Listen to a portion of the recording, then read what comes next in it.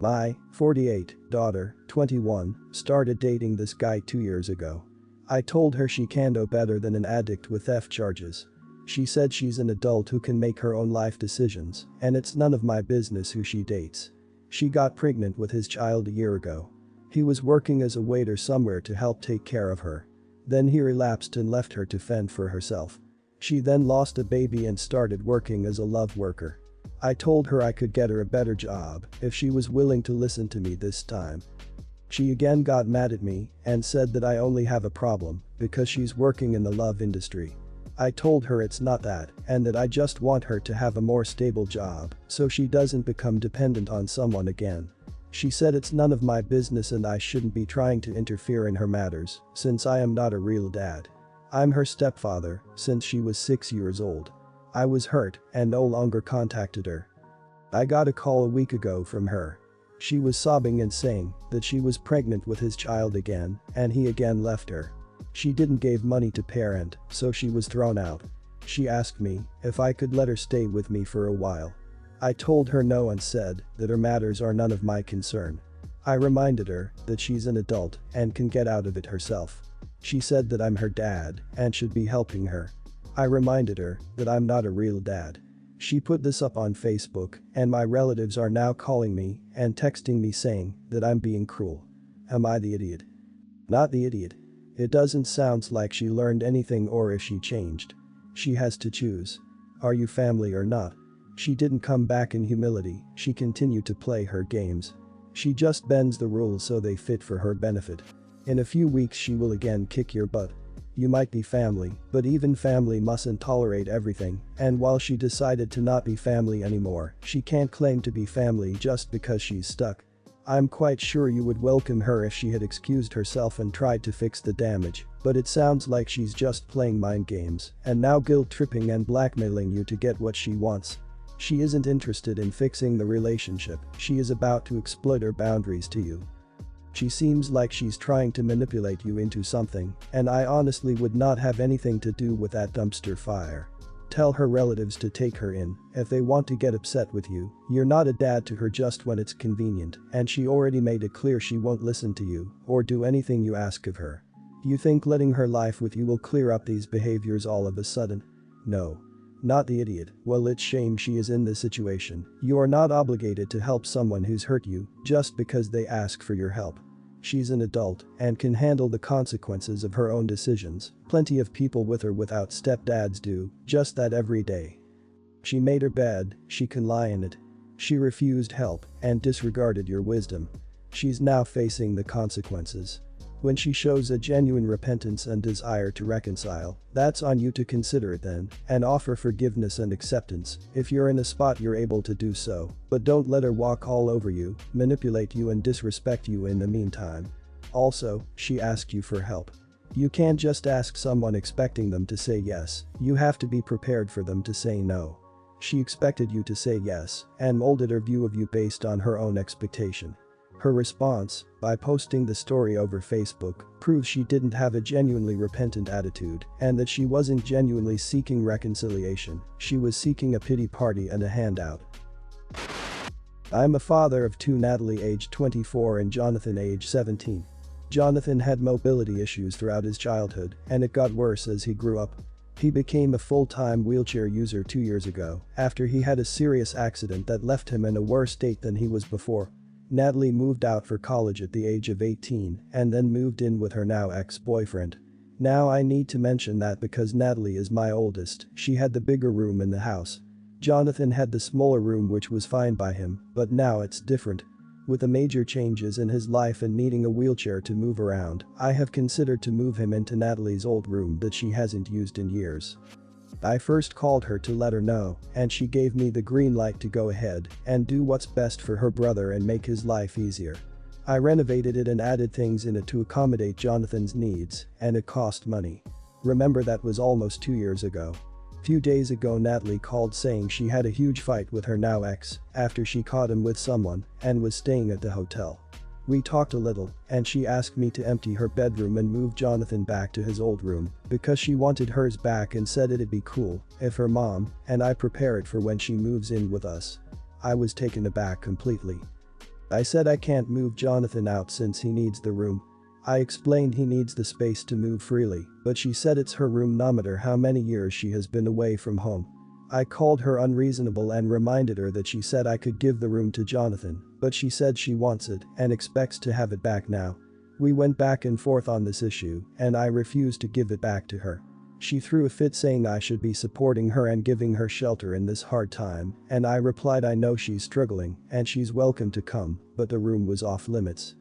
She got more upset saying I was favoring Jonathan over her and got my wife feeling guilty saying she will be staying at the hotel till we tell her her room was ready for her, which I declined to do and said she could stay there then.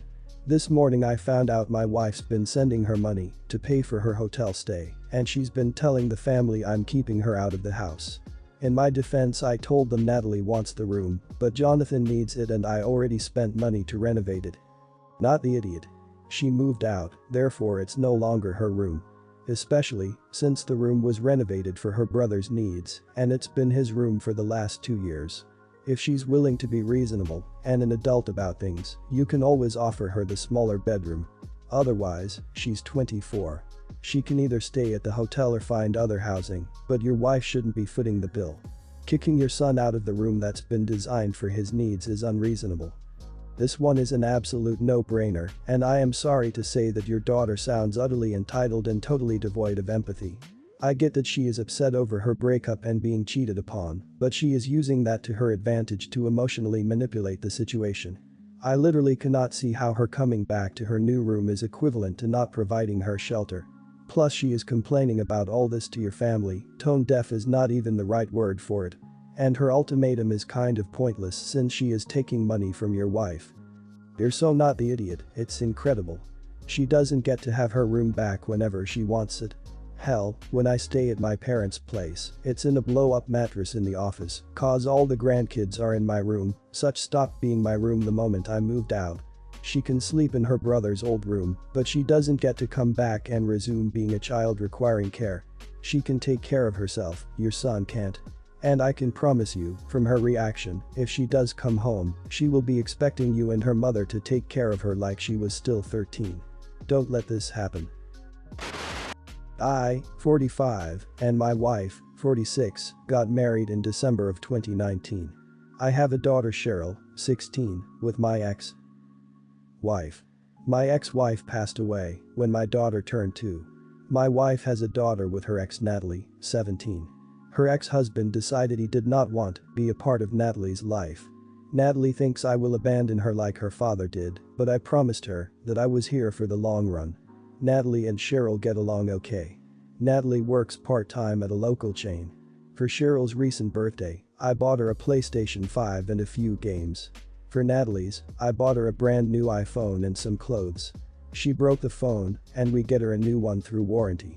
Natalie has claimed on multiple times that I favor my daughter over her, which is untrue.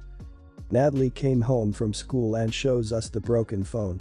It was completely smashed and we asked what happened. She tells us a new TikTok trend was going around where people smash their phones and then are rewarded with a new one. My wife and I looked at her and told her that we did not have new phone to give her. Natalie freaked out and started screaming at us. My wife told her to go to her room and stay there the rest of the night. My wife's parents called a few hours later calling me a horrible stepfather and showing favoritism between the kids. Am I the idiot for not purchasing my stepdaughter a new phone? Not the idiot. But Natalie is in dire need of some emotional help. Please look for a therapist for her, it will help so much. She has already expressed to your trauma and pain responses, but this trend concept is such a loud cry for help it's not even funny. She's literally testing you by doing something extreme to see if it will scare you away. Sit down and talk with her calmly, don't be mad or snide. Explain to her why what she did to her phone was not the correct choice, and ask her what she was hoping to gain from it. Explain what phones cost and how it is not a throwaway item. Then try and find a good compromise to the issue. TikTok can be the literal worst for some of these kids who are, as the young people say, chasing clout. As a 17-year-old she decided to smash her phone and thought she'd get a new one? Absolutely not. Tell her to buy her own. And most importantly, tell your wife's parents to mind their business. They're horrible grandparents for feeding into this favoritism nonsense and co-signing how Natalie broke her phone. I can bet my bottom dollar she did not tell them the whole story of how it broke. If the phone was still under warranty, then sure. But she destroyed her phone on purpose to get a new one. That's something a spoiled little brat does. In fact, I'd be grounding her on top of it and then make her buy her own replacement. This doesn't have anything to do with favoritism, she's being completely irresponsible and obnoxious. I'd put her grandparents in their place too. She deliberately broke her own phone. If you wouldn't put up with that from Cheryl, then you can't put up with it from Natalie. Good lord, what was that child even thinking? Does she not understand how much things cost and how wasteful it is to destroy something that works fine? I, 24, share an office with 3 other women who are 10 plus years older than me and all have children. It's usually very quiet in our office, save for the occasional conversation or client or internal call. We get along well, we're just very focused on our tasks. A month ago one of my coworkers started bringing her 3-year-old with her. Apparently her daycare has shut down for staff reasons, she has no one else, and the boss allowed it. I hadn't expected just how much noise a 3-year-old means. Babbling, crying, running around, my coworkers coming over and talking to her, it was rarely silent. I did feel bothered by it, especially the running, but I just dealt with it because I know a small child can't be quiet for 8 hours. Some days she was so hyperactive I could barely concentrate on my work. I considered wearing headphones, but I felt that it would be on another level of rudeness, and I also wouldn't hear the phone. Most of the time I ignore her. I don't go out of my way to make conversation, and when she shows me something, I comment on it, but keep it short. One time she asked me if we could play the card game, Solitaire, as my coworkers had done with her, and I said sorry, no, I gotta work. I'm also not very emotive, and I don't put on an ear-splitting smile and an excited voice when talking to her. I'm here to work, not to play daycare, and right now it feels exactly like that.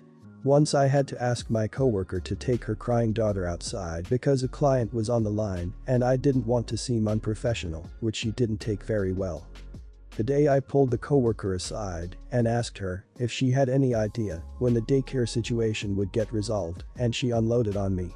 How I'm such an idiot for being so unfriendly with her daughter. I don't pay her any attention. When she wants something from me, I always have a mean face and don't talk to her nicely. How she, the mother, can feel my negative energy. Apparently her daughter thinks I don't like her, which makes her sad.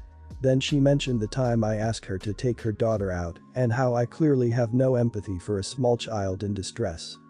I was a bit taken aback and I explained to her that I didn't mean to be unfriendly, but my job here is not to entertain children. Then she said I must be a miserable person if I can be so bothered by a child being a child and left. On one hand I feel bad because I didn't want to be mean and she has no other options, but on the other hand, I don't see why I have to just put up with this when I was never even asked if I'd be okay with a child being there. On top of that, no prior warning and no information as to how much longer this circus will be going on for. So, am I the idiot for not going out of my way to be friendly? Not the idiot. What your coworker is doing is really unprofessional, and I think you need to speak with your boss about this. What she is doing is hindering you from working and making the company look unprofessional when clients call in and there is a child screaming in the background. If your boss does not want to do anything about the kid, then ask to be moved to a different office or location where you can close the door and it's quiet. I do think it's time to talk to your boss. You don't need to question the boss approving the kid in the office or even formally complain about the situation. Personally, I'd just let him know you ran into an uncomfortable situation while working with a client a while ago and you wanted some feedback on how the boss would like it handled in the future since your solution inadvertently caused additional tension in the office. Then describe the situation with a phone call versus wailing kid in the background. I feel badly for your coworker that she's in a tough spot, but she cannot expect everyone to smile and coddle your daughter. Your place of business is not a daycare. I'm a mother of 3, and your coworker's attitude reminds me of a mom who makes everyone give her kid a hug as they leave, regardless if they want to or not. You're not being mean, you're being serious, and she should take that cue and tell her daughter that when people aren't smiling or wanting to play that, they are giving her quiet signals that they don't want to engage, and that she should probably stop trying. There are other people who are catering to that, and she should probably seek one of those people out. So, my ex gives me a generous amount of child support every month, and I use about 20-30% of it maybe. I'm very good at budgeting since my mum raised me on her own, and we always stuck to a strict budget. My ex grew up being overindulged and knowing he would never have to worry about money in his lifetime, so we have different ideas of what living cheaply looks like. Recently, my ex wanted to have a word with me because he didn't like the fact that I made our son walk home from school. He wanted to know why I wouldn't buy a car and offered me money to get one when I told him cars were expensive and I thought it was a waste of money. I told him no, since I would rarely use it. He then told me to take an Uber home instead of making him walk. Again, I told him no, and he brought up all of the other ways he thought I was making our son live cheaply. For example, I didn't buy him new football boots or a goal when he started getting into football. He is only 4, I buy him cheap clothes, I rarely take him to eat out, and if we go to a toy shop, I only ever let him get one thing, and it can't be super expensive. My ex wanted to know what I was using all of the money he gave to me on if I was raising our son like this, so I explained I never used most of it but kept it in a separate account for either a rainy day or for our son. Now he's angry at me for making our son live cheaply and essentially told me to stop saving and actually give our son the things he wants now because he had already made sure our son would be fine in the future. Am I the idiot? You're the idiot. Child support is for the child. If you aren't using it for the child, maybe he should take you back to court to renegotiate how much money he is giving you and instead buy your son stuff. There's nothing wrong with buying cheaper clothes or stuff that he's going to get messy and outgrow, or not buy lots of toys, but there needs to be a clear discussion about what child support is for. Does he have any custody? Is the child support court ordered? Research shows that having less toys is better for kids' development, especially in terms of developing creativity. Walking is good exercise. The OP said 25-minute walk. There is nothing wrong with that. The money saved for an emergency or her child's future is not a bad thing. She can live more easily knowing there is money for an emergency and her kid will have a nice egg of money for college, trades program, down payment on a house. As long as she isn't neglecting her child, I don't think her ex really has a say. OP might be misleading, but nothing she describes is neglectful. Not the idiot. Walking is good for you and your child. Even half an hour each way. Inexpensive clothes are ideal honestly. I thrift shop for my kids and they either grow out of them fast or decide they don't like the clothes and never want to wear them even when they pick them out. Used sports equipment for children isn't a bad thing as you have no idea if a kid will stick with it or not. You can always trade up later. Kids don't need lots of fancy toys. As a matter of fact, research shows that fewer toys are better for kids because it helps them develop creativity.